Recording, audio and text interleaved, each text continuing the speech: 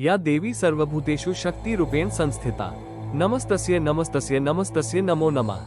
ये कहानी है उस महाशक्ति के प्राकट्य की जो किसी एक देवता की देन नहीं बल्कि सभी देवताओं के दिव्य तेज से साकार हुई थी। एक ऐसा असुर महिषासुर जिसे वरदान था कि कोई देव, दानव या पुरुष उसका वध नहीं कर सकता, और इसी शक्ति के अहंकार में उसने तीनों लोकों में त्राहिमाम मचा दिया। जब सारी शक्तियां विफल हो गईं, जब धर्म और आस्था का सूर्य अस्त होने लगा, तब उस अंधकार को चीरने के लिए एक नई शक्ति का उदय हुआ, माँ दुर्गा। तो चलिए नवरात्रि के इस महापर्व पर नामस्मरण पर हम सब मिलकर अनुभव करते हैं उस दिव्य गाथा का जो आज भी हमारी रगों में साहस का संचार करती है। आइए सुनते हैं माँ दुर्गा और महिषासुर के महायुद्ध की कहानी। एक समय की बात है, एक बहुत ही शक्तिशाली असुर राजा था जिसका नाम महिषासुर था। उसने कठोर तपस्या करके भगवान ब्रह्मा को प्रसन्न किया और उनसे एक अद्भुत वरदान मांगा कि कोई भी देवता या पुरुष उसे न मार सके। इस शक्ति के घमंड में चूर होकर उसने तीनों लोकों स्वर्ग, पृथ्वी और पाताल पर आक्रमण कर दिया और देवताओं को स्वर्ग से बाहर निकाल दिया।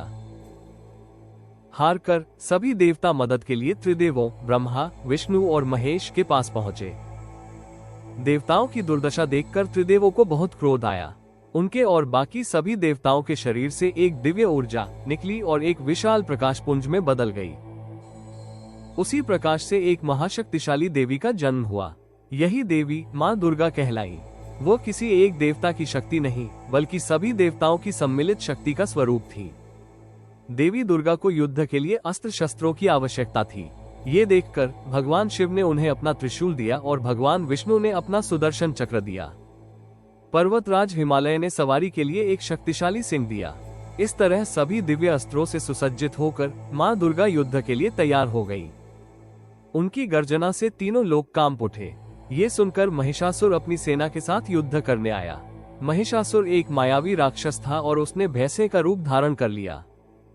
युद्ध के दौरान उसने देवी दुर्गा को हराने के लिए कई रूप बदले। वो एक शक्तिशाली शेर और एक विशाल हाथी के रूप में भी लड़ा, लेकिन हर बार देवी दुर्गा ने उसके हमले को नाकाम कर दिया।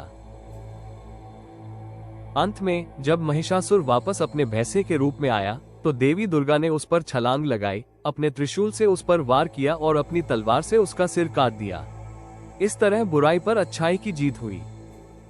और इस प्रकार 9 दिनों तक चले भीषण युद्ध के बाद माँ दुर्गा ने महिषासुर का संहार किया।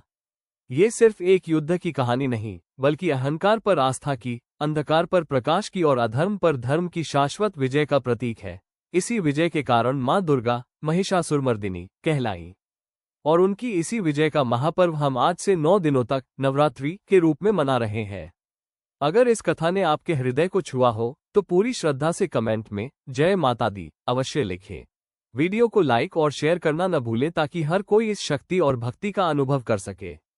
और नामस्मरण पर ऐसी ही दिव्य कथाओं से जुड़े रहने के लिए चैनल को सब्सक्राइब जरूर करें ताकि इस नवरात्रि आप कोई भी कथा चूक न जाए।